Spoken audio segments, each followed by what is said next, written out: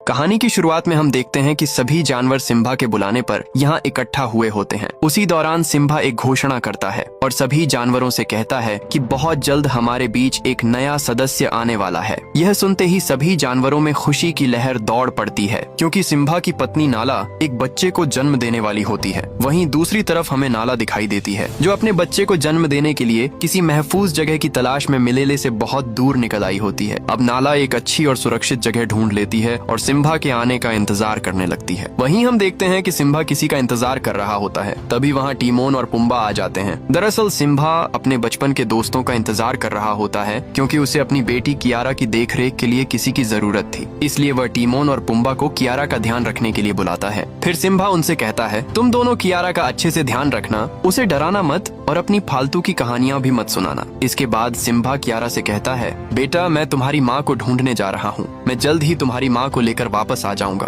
तब तक तुम टीमोन और पुम्बा के साथ रहना। ये कहकर सिम्बा नाला को ढूंढने निकल जाता है। अब बारिश के साथ साथ तेज तूफान भी आने लगता है, जिससे कियारा डर जाती है। लेकिन सिम्बा के जाते ही टीमोन और पुम्बा कियारा को अपनी कहानी सुनाना शुरू कर देते हैं। दोनों डींगे मारते हुए कहते हैं कि आखिर में स्कार को उन्होंने मिलकर मारा था। तभी कियारा कहती है, स्कार को तो बाबा ने मारा था। लेकिन दोनों उससे कहते हैं, तुम्हारे बाबा फेकू चंद हैं, उन्होंने तुमसे झूठ बोला होगा। तभी वहाँ रफीकी आ जाता है। रफीकी को देखकर कियारा बहुत खुश हो जाती है और तुरंत उसके पास जाकर कहती है, माँ और बाबा मुझे छोड़कर चले गए। लेकिन रफीकी उसे समझाते हुए कहता है, तुम्हारे बाबा तुम्हें छोड़कर नहीं गए हैं, वो बस कुछ देर में वापस आ जाएंगे। इसके बाद रफीकी कियारा को मुफासा यानी उसके दादाजी की कहानी सुनाना शुरू करता है और यहीं से मेन कहानी की शुरुआत होती है। हमें दिखाया जाता है कि मुफासा जहाँ रहता है वहाँ पानी की कमी के कारण सूखा पड़ा हुआ है और पूरा इलाका बंजर हो चुका है। वहाँ खाने के लिए शिकार भी नहीं बचा होता। इसी दौरान मुफासा अपने माँ बाप के साथ खेल रहा होता है। तभी वह अपनी माँ आफिया से पूछता है, वो रोशनी क्या है?